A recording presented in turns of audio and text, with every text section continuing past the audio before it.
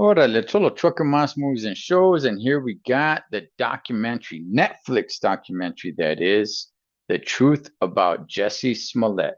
Now, um, I this documentary is like a little over an hour and a half, somewhere around there, right? And I remember this happening. Okay, everybody does, I'm sure, right? Now, I wasn't that big of a fan. I didn't pay that much attention to everything, the whole fiasco that was going on with all of this. I just remember hearing that, hey, he was attacked. It was a hate crime. It was a couple of white dudes, put a noose around his neck, did all that stuff, right? And then later on, I remember hearing that, oh, it was a hoax. It was actually two black guys, right? And he hired them to do this. And I was just like, huh, oh, okay. Well, there you go, right? I'm sure so many people were really glued to the TV trying to get every bit of information. That's basically all I knew. So I thought he had admitted that it was a hoax. But come to find out, watching this documentary here, he never admitted that it was a hoax. As a matter of fact, he's on this documentary and he's telling a story and he's sticking to it. And he's telling a story, and it's not just him. They actually have the two brothers that said that Jesse hired them to beat him up, right? You have so many people on here. You have the detective, you have the Chicago, the head of the Chicago Police Department, and they get into his dirty laundry as well. Talking about that, I think that he was an alcoholic or something like that. That's why he got fired. I mean, it gets pretty deep, and there's so much storytelling. Everybody has their side, right? Again, going into this, I was under the assumption that Jesse had admitted that it was a hoax. But come to find out, he never did because I didn't pay that much attention because honestly, I didn't really care. But when I saw this documentary, I'm like, uh, yeah, I got a little bit of time to burn. Let's go ahead. Let's check it out, right? Um, it's a very interesting story. I don't know him outside of the show Empire. I guess he is an actor or a model or whatever it is. I have no idea what his career is outside of that show. But it was interesting on hearing all the sides of the story.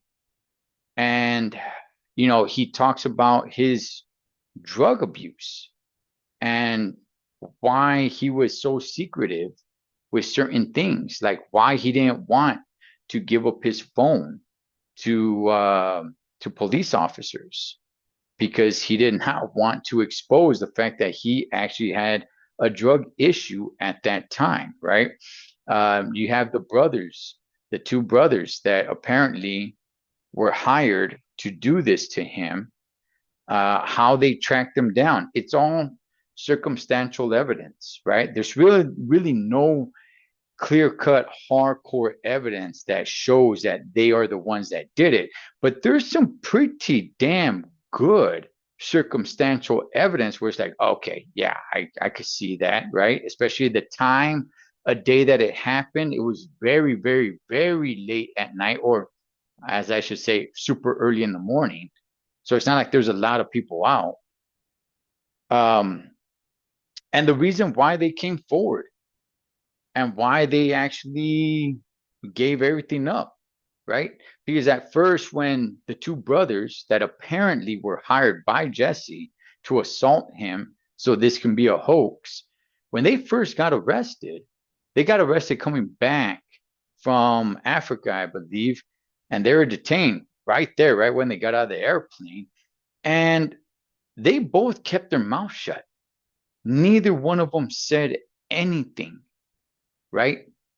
And then it shows why they started talking because they felt betrayed by Jesse at some point. That's why they came out and said, like, okay, you know what? Fine. Let's go ahead and let's tell the full story, at least from their point of view, whether they're telling the truth or not. That's up for you to decide. But there's so much going on here, um, that at the end of the documentary, you're just kind of like, huh, I don't know. One can think, one can believe whatever they want to. Jesse does give his side of the story on in the courtroom on why he decided to take the deal, but he never said it was a hoax. And he's got some pretty good stuff backing him up to a certain degree, that is. And a couple of eyewitnesses that saw a masked guy, at least one guy that looked white. I look, to me personally, I always kind of thought it was BS, right? There's video that shows him inside of the apartment or the hotel room, I forgot which one it is, with the noose around his neck. And he's just saying, like, I just threw it on, just I didn't have it on the whole time. I just threw it on so they could see it. I don't know. I look, if you ask me honestly, I would probably lean towards more that it was a hoax, but I don't know. Either way, look, it was a good watch. It was interesting. At the end of the documentary, you're still kind of left a little bit. You get a lot more insight for sure, but you're still kind of left with like, man, I don't know. At least I was, right? So, I mean, it's a good watch. I enjoyed it. And if you're really interested in this story, which honestly I wasn't, and for somebody who wasn't really that interested in the story, I found it pretty interesting. I enjoyed it. I'm glad I watched it, but it's not like it really nails down what the real truth is. It still kind of just leaves it open for you to make your own decision, get more information from all sides, and make your own decision. That is the truth about Jessie Smollett. Total Trucker Moss Movies and Shows. Catch you guys on next one.